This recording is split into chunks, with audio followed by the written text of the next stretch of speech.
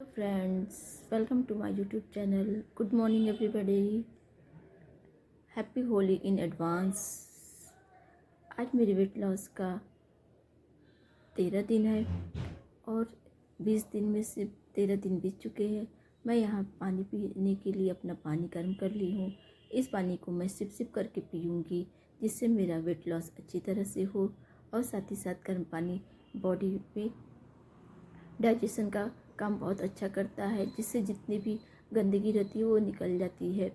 यहाँ मैंने फिर से एक बार मेरी सारी मलाइयाँ इकट्ठी हो गई थी, क्योंकि इस समय मैं पैकेट वाला दूध यूज कर रही हूँ, क्योंकि होली का समय है, दही वगैरह बनाना होता है। तो इस सारी मलाइयाँ मैं ऊपर से निकाल लेती हूँ। इसका जो घी होता है मैं और चीज़ के लिए काम में ले लेती हूँ, और साथ ही साथ जो जो इसका जो एक तरह का खोआ जो निकलता है उसको मैं पूरी के रूप में बनाऊंगी।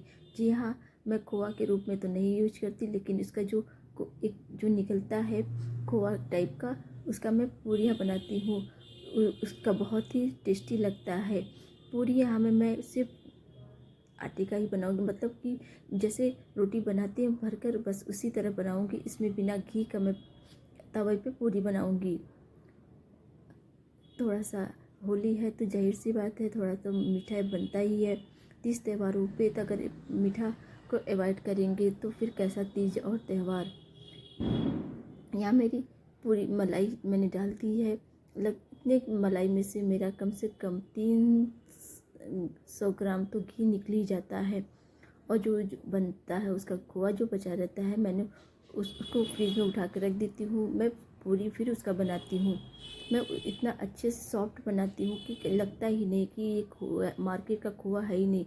कोई स्वाद में अंतर नहीं होता। कभी आपको बनाना रहेगा तो ट्राई करिएगा, बहुत ही अच्छा लगता है। अब मैं जब तक मेरा मलाई धीमे धीमे आंच पे हो रहा है, मैंने सोचा अपना एक्सरसाइज कर लूँ। यहाँ मैं अपने डेली रूटीन की तरह एक्सरसाइज को कर रही हूँ। यह एक्सरसाइज आपका बेली फैट को कम करता है और इसको भी करना बहुत आसान होता है। साथ ही साथ ये आपके जो थाई का फैट होता है उसको भी रिड्यूस करता है। इस एक्सरसाइज से आपके पूरे बॉडी का फैट रिड्यूस होता है, साथ ही साथ आपका जो फैट होता है उसको भी बहुत जल्दी रिड्यूस करता है।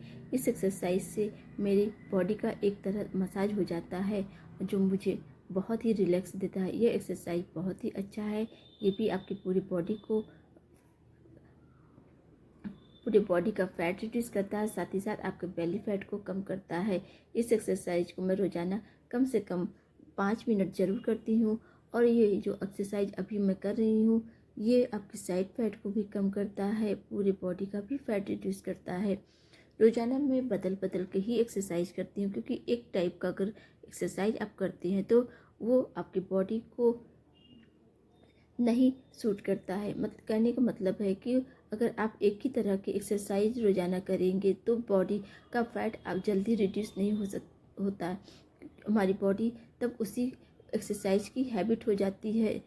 इसलिए मैं हमेशा चेंज कर के ही बदल बदल के एक्सरसाइज करती हूँ। अगर एक एक्सरसाइज 3 से 4 दिन किया है तो अगले हफ्ते मैं दूसरी एक्सरसाइज से अपना वेट लॉस करती हूँ। यहाँ मैंने पालक की सब्ज़ी बना रही हूँ ब्रेकफास्ट में। पालक, बैगन, आलू, मटर, टमाटर। मैं ब्रेकफास्ट में रोटी ही बनाऊंगी अपने लिए और हस्बैंड के लिए पराठा। उनको पराठा या पूरी बहुत पसंद होता है, मैं रोटी ही खाती हूँ। और यही सब्ज़ी मैं दोपहर के लिए लंच में भी रख देती हूँ, क्योंकि ये इसमें हरी सब्जियाँ हैं तो मुझे ज़्यादा पसंद आता है हरी सब्जियों का सब्जी, जो हेल्थ के लिए भी अच्छा होता है, क्योंकि इसमें फाइबर भी भरपूर मात्रा में होता है। फाइबर हमारी बॉडी के लिए बहुत ज़रूरी होता है, इसलिए मैं ज़्यादा हरी सब्जियों का ही यूज करती हूँ। यहाँ मेरा पालक पूरा कट गया है और बस इसमें अब थोड़ा बैगन को काटूंगी। कितनी अच्छी लग रही है इस समय। पूरी हरी भरी सब्जियाँ बहुत मार्केट में मिल रही हैं। ज़्यादा मैं पालक का यूज नहीं करती, क्योंकि ज़्यादा पालक भी अगर ज़रूरत से ज़्यादा अगर कोई भी सामान आप यूज करेंगे तो उसका हानि भी होता है। इसलिए लिमिट में ही कोई भी सामान लिमिट में ही खाती हूँ। वेट लॉस की जर्नी में सबसे ज़रूरी बात होता है कि आप ब्रेकफास्ट अपने टाइम पे लीजिए, डिनर अपने टाइम पे लीजिए और लंच भी अपने टाइम पे लीजिए। डिनर का समय ख़ास तौर से आप 6 या 7 के बीच में कर लेंगे तो ये बहुत ही अच्छा होता है। ये सूटेबल आइडियल टाइम माना जाता है डिनर के लिए।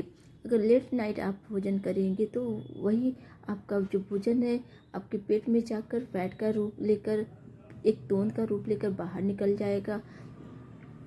क्योंकि हम लेट नाइट खाना खाते हैं तो जो हमारी बॉडी में वो डाइजेस्ट नहीं होता है, सारा खाना जाकर पेट में एक जगह स्टोर होकर वो फैट के रूप में कन्वर्ट हो जाता है।